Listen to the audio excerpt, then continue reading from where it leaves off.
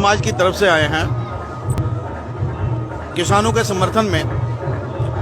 हम कश्मीरी पंडित कौम जो पिछले 31 साल से दर बदर घूम रही है, हमारे आदरणीय मोदी जी अफगानिस्तान से, पाकिस्तान से, बांग्लादेश से हिंदुओं को लाने की बात कर रहे हैं, लेकिन उस कौम को कभी मुड़ के नहीं देखा जो पिछले 31 साल से यहाँ पे दर बदर घूम रही है। मैं तो किसान भाइयों से कहूंगा कि डटे रहो। अगर आप डटे नहीं रहोगे, आपकी जमीनें हमारे घरों की तरह हाथों से निकल जाएंगी।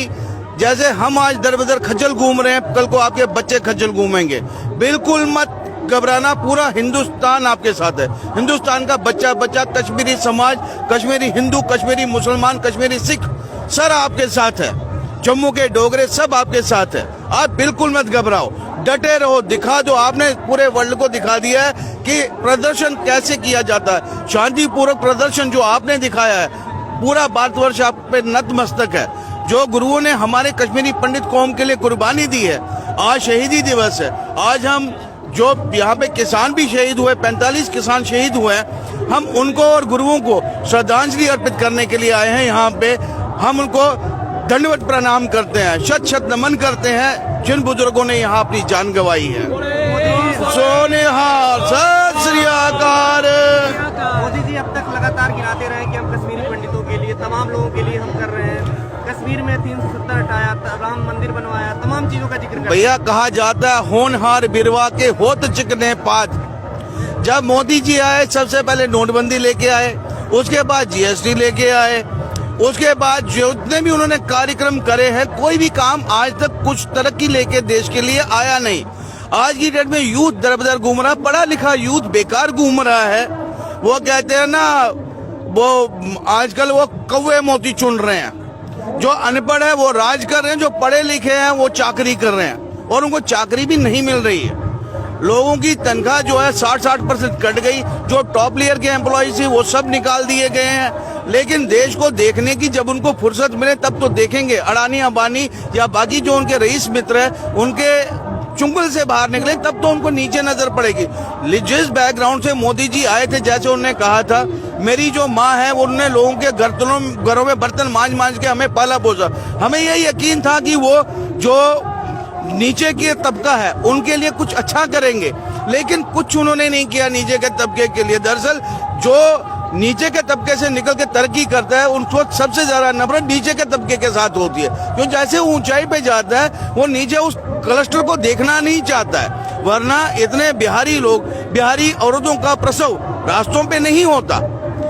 हमारे पास आज एयरफोर्स अपनी है, रेलवे अपनी है, बसें अपनी है। उसके बाद भी हमने लेबर को सड़कों पे जाते हुए देखा, ट्रेन से कट के मरते हुए देखा। मैं कहता हूँ कैसा दिल हो गया हिंदुस्तानियों का, कैसा दिल हो गया हिंदुस्तानियों का, जो जिनको की दिख ही नहीं रहा है। इतनी अति हो रही है। यहाँ इतने किसान बैठे हुए हैं, मेरा अंदर से दिल कर रहा है मैं चीख चीख के रोऊं, चिल्लाऊं, लेकिन क्या हो गया हिंदुस्तानियों को? क्यों हम ऐसे कब से हो गए? हम तो गरीब का हाथ थामने वाले लोग हैं, हम ऐसे कैसे हो सकते हैं? लगातार वो आरोप लगा रहे हैं तो किसान है ही नहीं, और आप जो है रोने की बात कर रहे हैं। देखो जी, ऐसा है, उनके आंखों पे इस टाइम धूल जमी हुई है। जब धूल छटेगी तो उन्हें पता लगेगा ये यही किसान है जिन्होंने दिल खोल खोल के वोट दिया। ये यही किसान है, गरीब तबका है जिन्होंने उनको वोट देके जिताया है।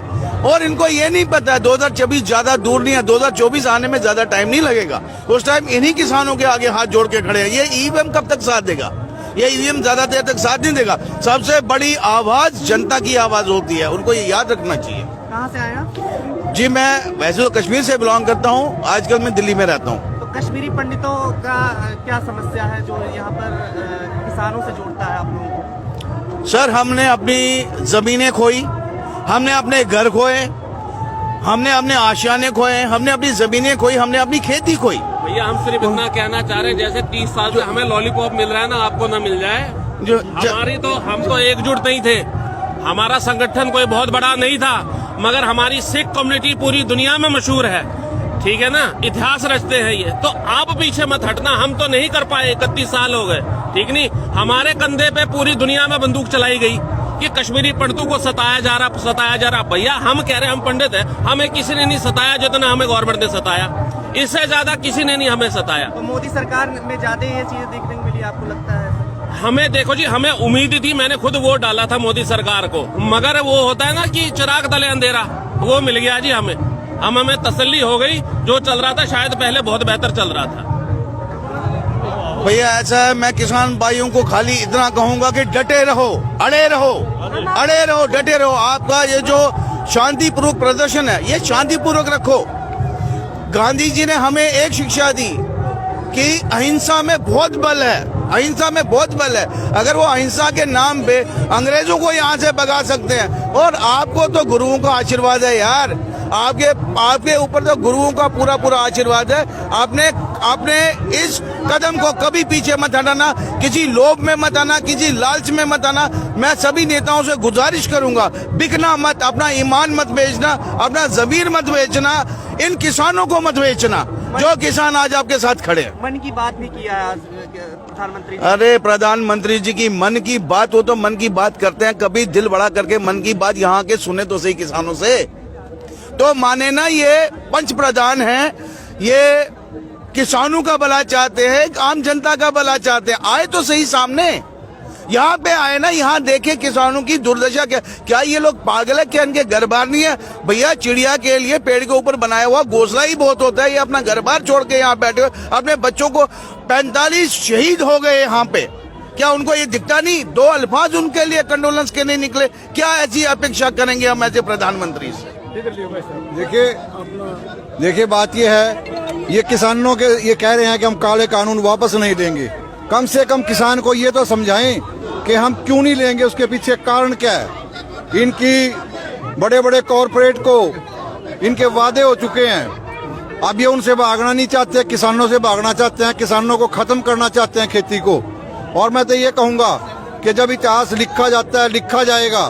जैसे सरदार पटेल जी को लौह पुरुष माना गया है, और दूसरे प्रधानमंत्री को लाल बहादुर शास्त्री को जय जवान जय किसान के नारे के भी रूप से जाना जाता है, इस प्रधानमंत्री को सबसे झूठे प्रधानमंत्री का ख्वाब दिया जाएगा। सबसे झूठे प्रधानमंत्री का खिताब अगर मिला जाएगा वो मोदी जी को दिया जाएगा। मन की बात जब हो रही थी तो यहाँ पे ताली थाली बज रही थी, आप उसके बारे में क्या कहेंगे? मन की बात से तो कोई सहमत है ही नहीं, मन की बात को सुनना चाहता ही नहीं। अगर धक्के से हमारे अंदर मन की बात उतारनी है तो उसका लाभ क्या है? जब किसान कह रहे हैं हमें इससे कोई लाभ नहीं है, तो हमारे लिए कानून क्यों थोपे जा रहे हैं हमारे ऊपर, ये किसानों के ऊपर? बात सुनिए, ये बात को सुनना चाहिए। जितने लोग यहाँ लाखों, हम 10 किलोमीटर चल के आए हैं, पैदल चल के, इतने लोग यहाँ अपने बीवी बच्चों समेत बैठे हैं। यमुनानगर से, हरियाणा से, पंजाब से, हर स्टेट से लोग यहाँ हैं। इनकी बात को सुना जाना चाहिए और उसका हल निकालना चाहिए। जिद छोड़ के लोगों की समस्याओं का हल करना चाहिए, सरकार इसी को कहते हैं। असल में ऐसा है भाई साहब, जो तीनों ऑर्डिनेंस सरकार लेके आई है, असल में ये सरकार के है ही नहीं, ये हैं अडानी और अंबानी के बनाए हुए।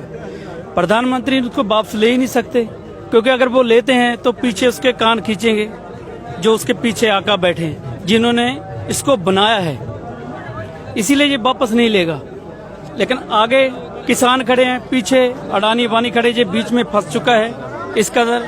अब ये पीछे मुड़ गया तब भी मुश्किल है, आगे आएगा तब भी फंस गया। ये दोनों तरफ से फंस चुका है।